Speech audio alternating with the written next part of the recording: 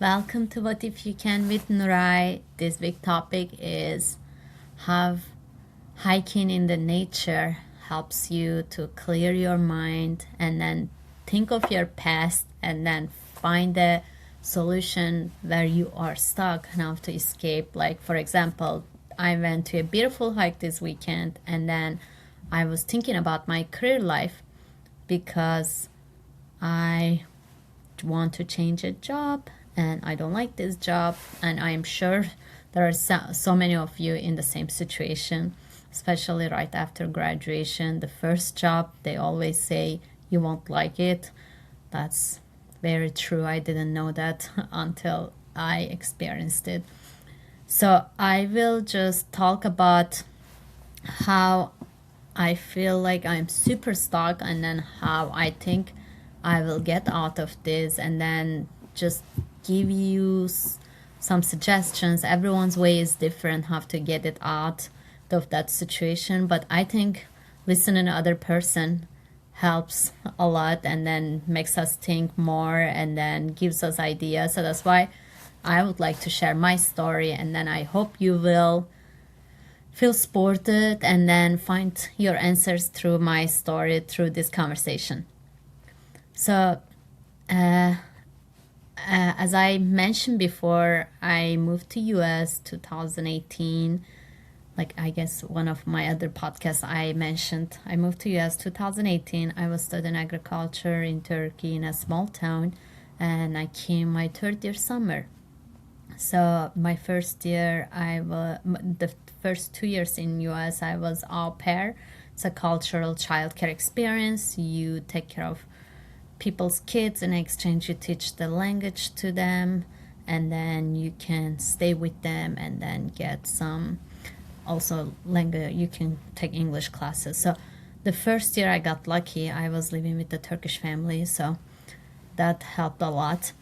And then the second year was another family. So after 2 years, I learned English, and then of course I was like, oh, I want to stay in San Francisco Bay Area more because I thought 2 years is not enough. And then of course my J1 visa would end, and then I did to apply student visa. And then I actually did apply student visa, but they denied it because they were like, oh, you need to show more evidence that you will go back to Turkey. And I didn't have any evidence. But thankfully, my husband, back then my boyfriend, he was nice enough to propose me and then just help me to get out of this visa situation. And then with his help and support, I was able to get my degree. But getting my degree wasn't easy because, like, especially growing up in Turkey in a strict school, boarding school. I went to boarding school at age 7 years old, and then just the culture was very old school mind. They would expect you to be really good at mathematics, all physics, chemistry, all the science classes.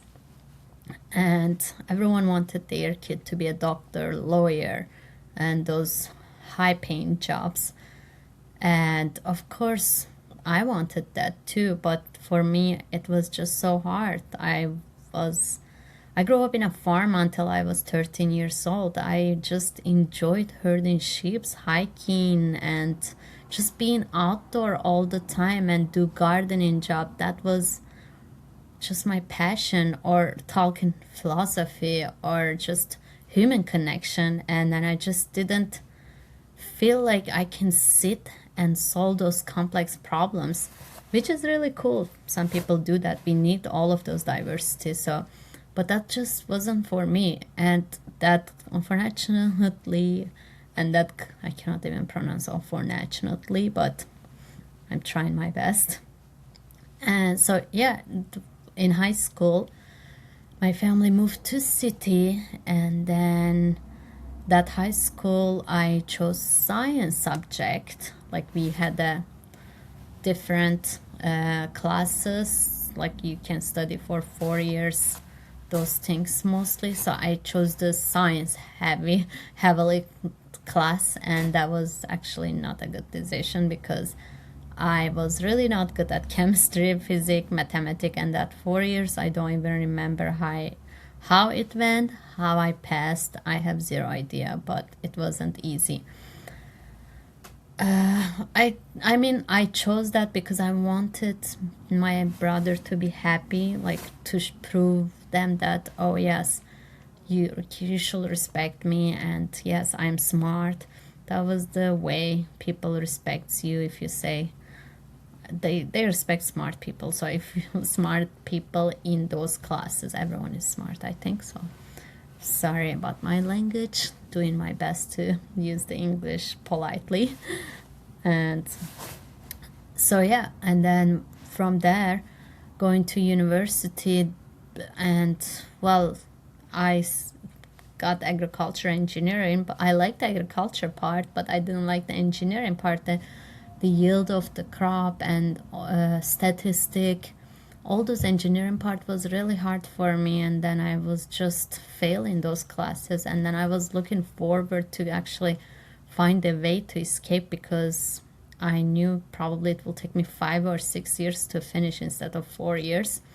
So I got lucky that I came to US, and I don't think I will find a job because it was more like a man dominant field, and it's very competitive. The exam is really hard. So when I moved to US, and like everyone in Silicon Valley was software engineer, and then my brother will tell me you should study software engineering as well, it's a cool thing, and then it will be easier to find a job for you. So, and then back then me and my husband, back then boyfriend, we were just boyfriend, like just knew each other. So it was just, I was like, okay, maybe I should study software engineering, that way I can get sponsorship when I graduate. But even the first week when I started in community college, I just was like, no, coding is not for me. I'm not the type of person who is going to sit for hours and just write code and miss the sunrise, sunset, and human connection, all those, like, cute downtown vibe, like all the cute things, and then just isolate myself. That was just not me. I'm not even an introvert to need my space.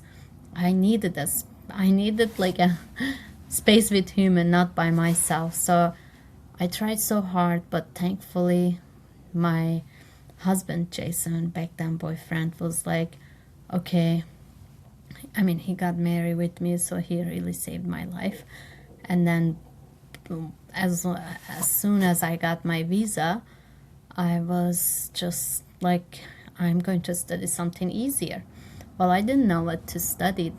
And then I actually wanted to study environmental science, agriculture, something about plant, climate, but I just didn't know even how to research. Like, I'm a first generation, and I think it's really hard when you're first generation. You just think you learn everything at school, how to research everything, but not everyone is the same. So for me, I just needed extra support, but I didn't even know how to get that extra support, extra mentorship.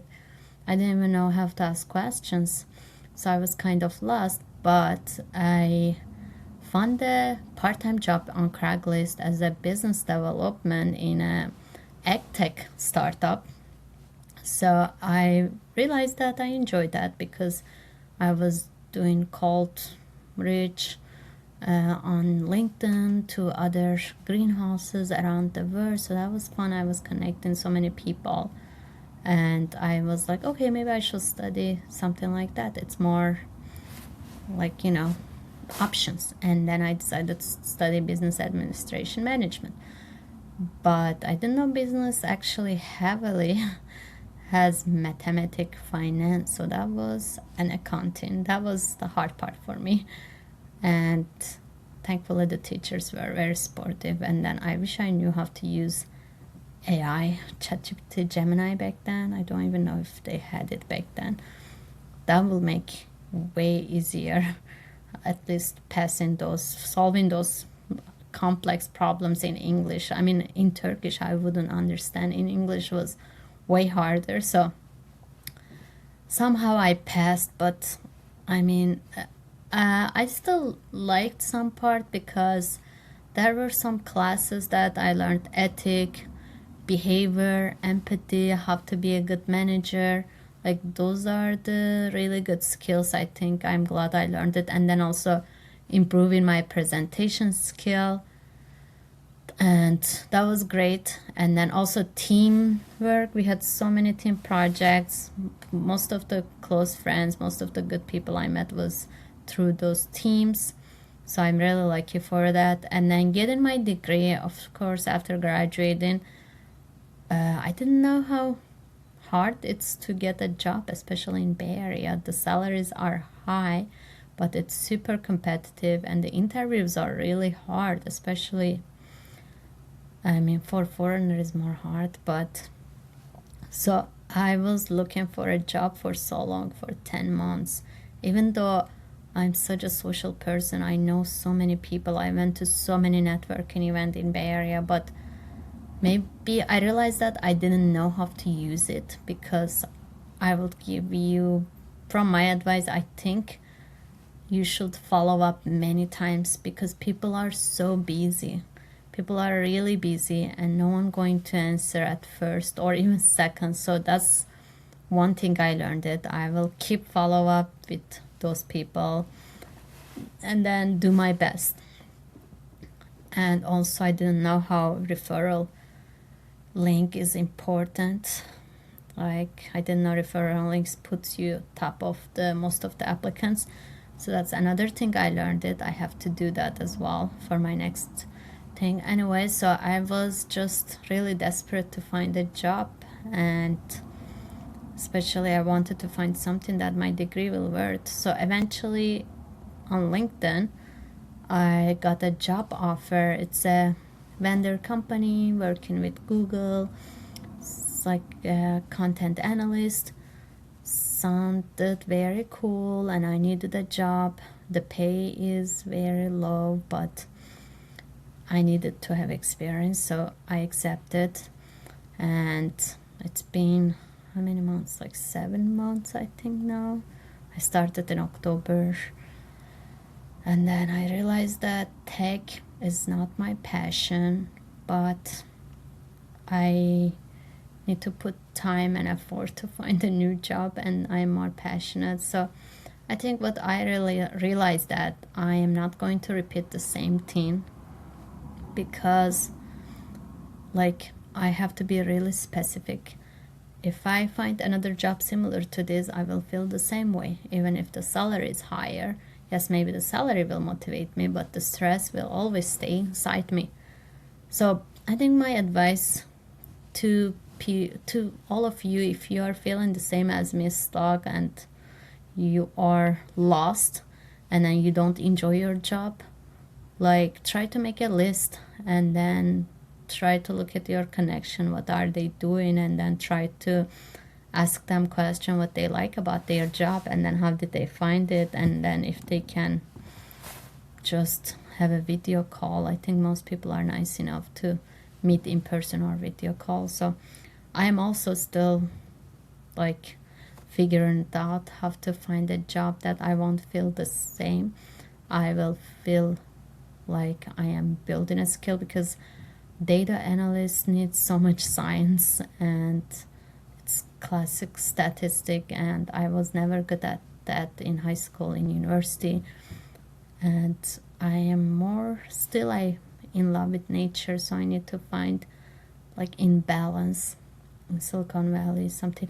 And I like podcasting, that's why I started that, because podcasting is one of my other passion. I'm really passionate about listening to other people's stories and then sharing stories. So social media can be another option for you guys, if I can do it with my English accent, like this accent. And then I am very slow talker, but you can do it too. I think that should be a great motivation. Thank you so much for listening this week episode, and more will come soon. Stay tuned with What If You Can with Nurai.